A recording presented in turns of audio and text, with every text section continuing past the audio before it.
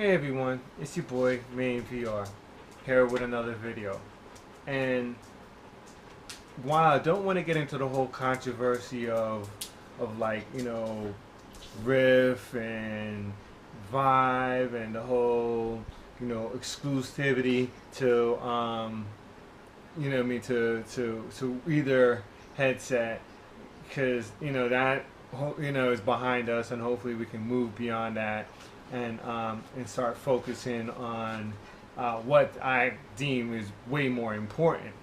Um, but just as to touch on it, the one thing that I didn't like or appreciate about the whole thing was the overall discord, which it was a lot of people, especially I would have to say it's Vive owners, tend to be like, if you own an Oculus, they were very rude towards it, and was more demanding that you, why don't you purchase their headset, their HMD, and I personally think like that's not very helpful for the whole industry to grow, for guys to just right in the very beginning think of one headset company as evil and the other headset company as this great,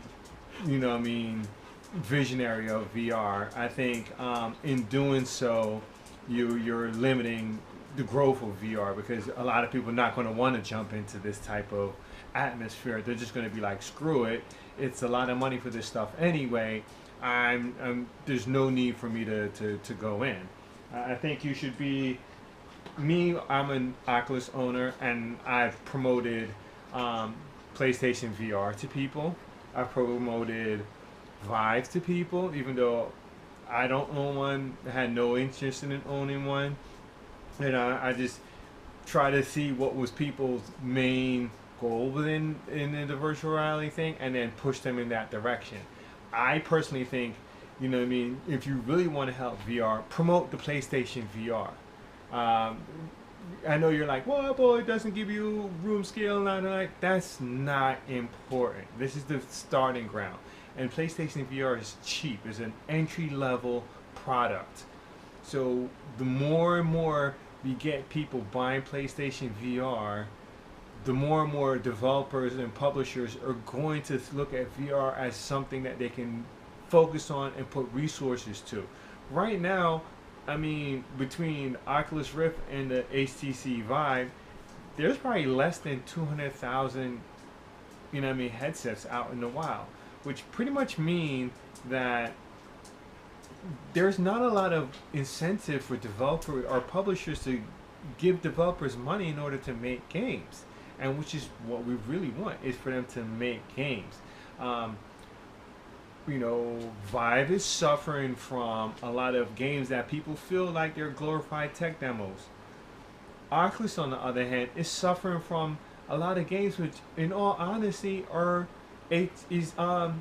Samsung Gear games. You know what I mean? They're a mobile game, so we're not getting too many high quality games. I'm not going to say any, but we're not getting a lot of options in high quality games, which what my focus wants to be on for right now. I want to focus on making videos, even though I'm new to this whole thing and probably unknown of, and I don't even know how many people are going to watch this video right now. But what I want to do is, as I'm playing these games, I want to be very critical. I think us early adopters need to be critical, because we're setting what these games are going to be like in the future. We're the pioneers right now. You know what I mean? For a better, better or worse, what we are guinea pigs. You know what I mean? Me, I'm very blessed and very lucky that I don't get motion sickness. I've played through Battlefield 4 on my DK1 when I had it. Ever since I got my, CV1, I've played a lot of Crisis 3 on it, even though my Vortex keeps crashing on me for some reason, so I'm kind of pushed that to the back burner. I don't know if they need to do any updates. So Vortex people, if you get this video, fix that. I don't know what's going on, but it's not fun when the screen just freezes on you. But beyond that, you know what I mean, I liked it for the fact that it added more games to what I can play with my Oculus. Um, and I think that now that we have this whole DRM exclusive thing pretty much behind us, let's stop this divide, because it's not the companies that are dividing the market. It's you fanboys that are dividing the market. You know what I mean? You are the guys who are screaming at someone because they didn't purchase what you wanted them to purchase. So beyond that, now all I can say is, going forward from this is the last I'm going to talk about this. All my videos are going to be about, first of all, I'm getting through my first impression videos. I just want to get them out the way. These are me trying these games out. This is what I think. This is what I find so far. Blah, blah, blah, blah. All my impressions are subject to change as I play these games more. Some games I won't be playing more, and in their videos I'm going to explain why. I'm going to kind of give them a rest and come back to them at a later date. But as I get into this, and then since I don't have tons of games right now, because I don't have a lot of money to just keep buying up games, I'm also going to make videos. There's a lot of people doing the news of the week and stuff like that, and sometimes yes, I'll jump on that and everything like that. But what I'm going to do is I'm going to try and track down videos about you know, people trying control schemes, you know what I mean, what they're coming up and what I think is a good idea or a bad idea, in my own humble opinion. I'm not going to knock them, because when the game comes out it might be fantastic and I'll be eating my words, but at the meantime there's a couple things that I see in movement that I really don't like the tendency, and I see the direction that this is all going in, and I don't like the direction of that. So my first thing that I want to say to developers is this: stop trying to make games that 100% of people won't get sick at doing. You know what I mean? Because a game that 100% of people don't get sick at doing, not that fun. Okay? Because that becomes you guys' focus instead of the overall gameplay. And I understand that you want a wide amount of people that can play your game, but the market is not that big. Right? So your game is not going to sell. You're not even going to sell to all the people that have headsets right now. So this is a chance for you guys to push the envelope, try things, and if it makes someone sick, oh well, it made people sick. If it doesn't make people sick, then oh my God, chalk it up, write that down, try it again, and refine it. There's no refinement going on right now. You guys are all sticking to the same teleport mechanics, and that's idiotic. It's out of, and then the ones who are trying to do the traditional movement, you guys are slaving the turn to your head, which is another thing that's idiotic and stupid. You know, because Valve, and you guys are gonna hear me talk about this a lot and say this a lot, is by far the best VR game I've ever played, which was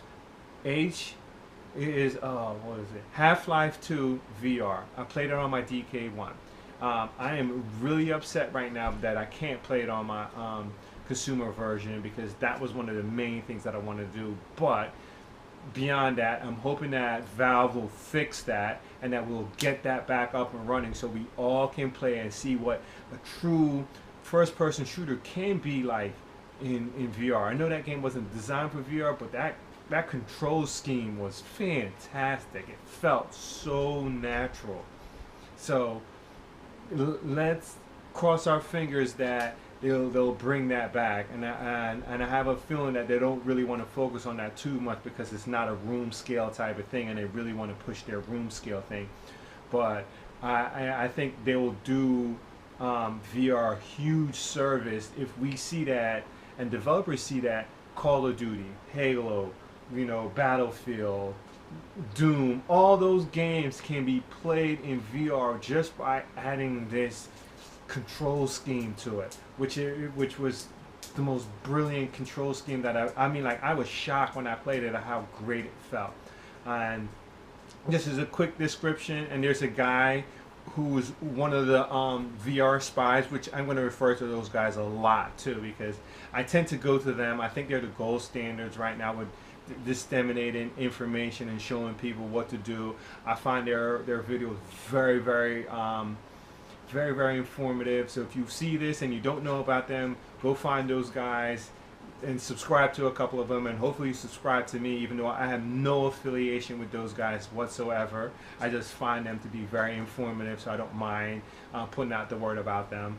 But he was showing a video where he was playing Team Fortress 2 in VR, which wasn't a rig, and it showed that he didn't get too much into it. I wish he would have played more and really showed how awesome it could be. He just kind of did it was a how-to video that he was doing. It was a fantastic one, by the way, but I think that's the way it should go. So I gotta cut this video short right now, but hopefully you guys take what I say, and we can move forward with this, because I think we can do a lot of big things in VR.